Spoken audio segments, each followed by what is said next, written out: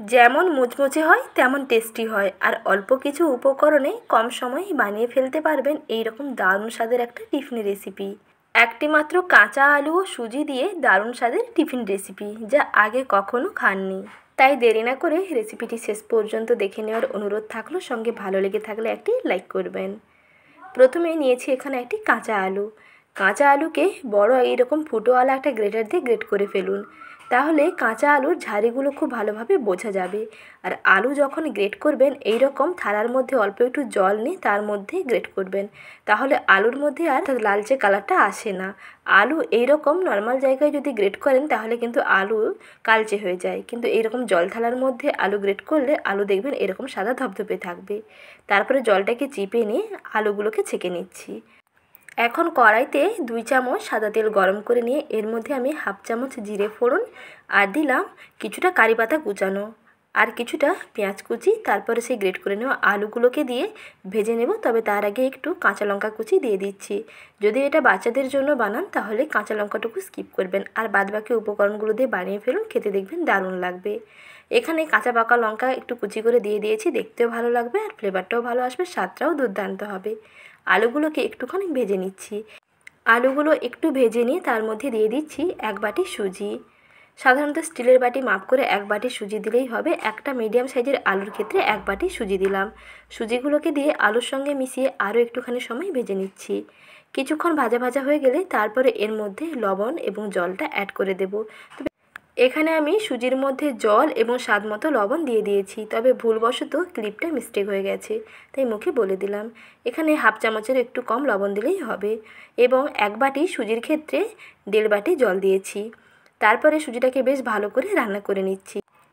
ডোটা একেবারে সফট হবে, একেবারে কিন্তু হাড় বানাবেন না, একটু সফট করে ডোটা বানাতে হবে। চুলার আঁচটা মাঝারিতে রেখে কিছুক্ষণ এইরকম নাড়তে থাকবেন, দেখবেন সুজি এইরকম একটা মণ্ডতে পরিণত হয়ে যাবে।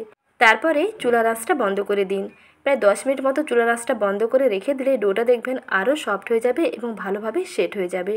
ডোটা দেখবেন এইরকম কড়াই থেকে সম্পূর্ণ ছিঁড়ে চলে আসবে, তাহলেই বুঝতে পারবেন যে সুজির ডো একেবারে রেডি। সুজি ও কাঁচা আলুর ডো একেবারে রেডি হয়ে গেছে। এখন এই ডোটাকে আমি একটু প্লেটের মধ্যে নামিয়ে ঠান্ডা করে নিচ্ছি। ঠান্ডা করে নেওয়ার আগে এটাকে একটু হাত দিয়ে ভালো করে মেখে নেবেন, তাহলে দেখবেন সুজি একেবারে একটা মসৃণ ডো তৈরি হবে। সুজিটা বেশি ঠান্ডা হয়ে গেলে কিন্তু শক্ত হয়ে যাবে, তাতে এই ডোনাট শেপটা কিন্তু বানাতেই পারবেন না।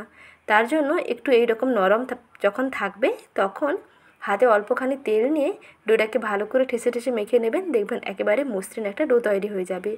তারপরে আবারও হাতের মধ্যে অল্প একটু সাদা তেল মেখে নিয়ে এই ডো থেকে অল্প অল্প অংশ নিয়ে এইরকম ডোনাটের শেপে বানিয়ে নিন, বা যে কোনো টিক্কির শেপেও বানাতে পারেন, বা যে কোনো শেপ দিতে ইচ্ছা করবে ডোনাট ছাড়াও আপনি এই ডো থেকে যে কোনো শেপ দিয়েই বানাতে পারবেন, যেটা সুবিধা হয় সেই মতন করে বানিয়ে নেবেন। এখানে আমি এই রকম ডোনাট শেপ দিয়ে বানিয়ে নিয়েছি। আপনারা আপনাদের পছন্দ মতো যে কোনো শেপে সুজি থেকে টিফিনগুলো বানিয়ে ফেলতে পারেন।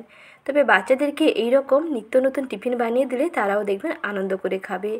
তাই বাচ্চাদের কথা মাথায় রেখে এইভাবেই সুজি দিয়ে নিত্য নতুন টিফিন আপনারা বানিয়ে ফেলতে পারেন। একইভাবে সমস্ত ডোনাটগুলো রেডি করে নিচ্ছি। ডোনাটগুলো বানানো কিন্তু বেশি কষ্ট নয়, শুধু একটু হাতের মধ্যে অল্প করে অংশ নিয়ে একটু প্রথমে গোল করে ফেলুন, তারপরে একটু আঙুল দিয়ে মাঝখানটা একটু প্রেস করে একটু ঘুরিয়ে দিন, তাহলেই দেখবেন এইরকম একটা ডোনাটের শেপ হয়ে যাবে। এইভাবে সমস্ত সুজির ডোনাটগুলো রেডি করে নিয়েছি। সুজি ও কাঁচা আলুর এই ডোনাটগুলো আপনি এইভাবে বানিয়ে নিয়ে 1 সপ্তাহ পর্যন্ত কিন্তু ফ্রিজে স্টোর করে খেতে পারবেন, যখনই মন চাইবে ভেজে সার্ভ করতে পারেন। এরপরে সুজির এই ডোনাটগুলোকে সমস্ত রেডি করে নিয়েছি, তারপরে এগুলোকে সাদা তেলের মধ্যে ভেজে নিচ্ছি। কড়াইতে পরিমাণ মতন সাদা তেল দিয়ে চুলার আঁচটা মাঝারি থেকে হাই হিটে রেখে একটুখানি তেলটাকে ভালো করে গরম করে নিয়েছি। তেল প্রথমে ভালো করে গরম করে নেবেন, তারপরে সেই গরম তেলের ওপরে টিফিনগুলোকে দিয়ে এপিট ওপিট উল্টে পাল্টে লাল করে ভেজে ফেলুন। আর এগুলো যখন ভাজবেন একটুখানি সময় নিয়ে ভাজবেন, মিডিয়াম আঁচে একটুখানি সময় নিয়ে ভাজলে ভেতর থেকে খুব সুন্দর ভাজা হয়ে যাবে। এর ওপরটা ভীষণ মুচমুচে হয় আর ভেতরটা কিন্তু দারুণ সফট হয়, খেতে দুর্দান্ত লাগে। একবার এই টিফিনের রেসিপি না ট্রাই করে রাখলে কিন্তু ভীষণ আফসোস করবেন। তাই দেরি না করে হাতে মাত্র 10 মিনিট সময় নিয়ে বানিয়ে ফেলতে পারেন এই রকম সুজি ও কাঁচা আলুর মুচমুচে একটা দারুণ স্বাদের টিফিন, যা অল্প সময়ে বানিয়ে নেওয়া যায় আর খেতেও ভীষণ দুর্দান্ত হয়। বিকেলে মুচমুচে নতুন কিছু খেতে ইচ্ছে করলে ঝটপট সুজি ও কাঁচা আলু দিয়ে এই রেসিপিটি বানিয়ে দেখতে পারেন। খেতে দেখবেন দারুণ লাগবে, আর কাউকে খাওয়ালে তো বারবার রিকোয়েস্ট আসতেই থাকবে, কারণ এতটাই খেতে দুর্দান্ত হয়। এগুলো দেখুন এইভাবে লাল করে ভেজে নিয়েছি, এর থেকে বেশি কিন্তু আর লাল করব না। এখন এগুলোকে তেল থেকে তুলে নিয়েছি, আর তেল থেকে তুলে নিয়ে একটা কিচেন টিস্যুর উপরে রেখে দেবেন, এর অতিরিক্ত তেলটা দেখবেন একেবারে শুষে যাবে। এখন এগুলোকে অল্প একটু টমেটো কেচাপের সঙ্গে সার্ভ করে খেয়ে দেখুন, খেতে দেখবেন দারুণ লাগবে। আর এগুলো কতটা ক্রিস্পি হয়েছে দেখেই কিন্তু বুঝতে পারছেন। ওপরটা যেমন ক্রিস্পি হয় ভেতরটা তেমন সফট হয়, একটি খেলে আর একটি খেতে চাইবেন। আর বানানো দেখবেন কতটাই সহজ, তাই দেরি না করে রেসিপিটি দেখে আজই ট্রাই করে ফেলুন। আর এই রকম সহজ এবং নিত্য নতুন রেসিপি পেতে চ্যানেলটিকে সাবস্ক্রাইব করে নেওয়ার অনুরোধ থাকলো, সঙ্গে ভিডিওটিতে একটি লাইক করবেন। আজ এই পর্যন্ত, আবার শীঘ্রই হাজির হব নতুন রেসিপি নিয়ে। পরবর্তী রেসিপি দেখার আমন্ত্রণ রইল। ভালো থাকবেন, ধন্যবাদ।